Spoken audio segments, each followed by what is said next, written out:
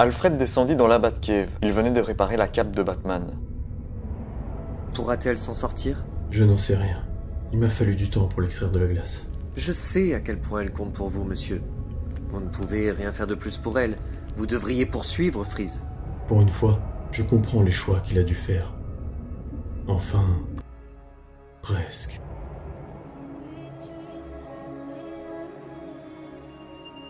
Pendant ce temps, Nora et Freeze appliquaient à la lettre les instructions du client anonyme. Je dois laisser le produit ici, prendre l'argent et m'en aller. Alors, faisons cela, Nora, et reprenons le cours de notre vie ensemble. Un homme les observait dans la pénombre, quelques mètres plus loin. Il attendit que le duo s'éloigne pour se rapprocher de la table.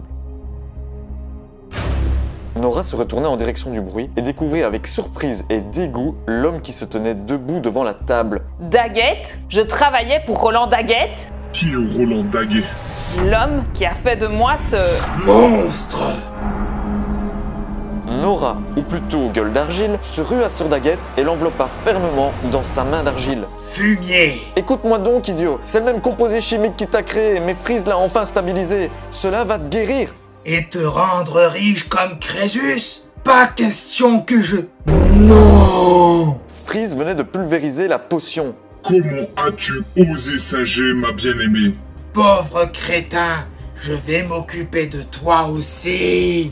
Gueule d'Argile s'apprêtait à absorber Freeze et ainsi le tuer lorsque celui-ci le congela et donna ensuite un grand coup de pied dans la glace pour la pulvériser. C'est à cet instant que Batman entra en fracassant la verrière. Une fois atterri, il visa son grappin sur le casque de Freeze. Le verre se fissura, déstabilisant Victor.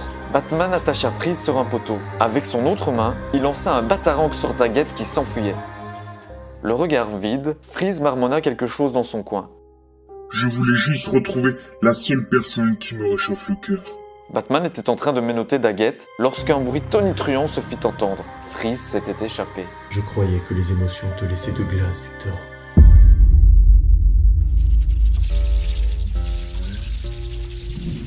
Un peu plus tard, dans la Batcave, Comment te sens-tu? Congelé. Tu as arrêté Freeze et Nora? Ce fut un peu plus compliqué que ça.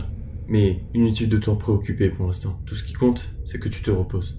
Et je me disais qu'ensuite, on pourrait regarder un film. pendant ce temps, très loin de Gotham, une silhouette à l'aspect robotique rédigeait une lettre à la proue d'un brise-glace. Ma chère Nora, je te souhaite la meilleure vie que tu mérites.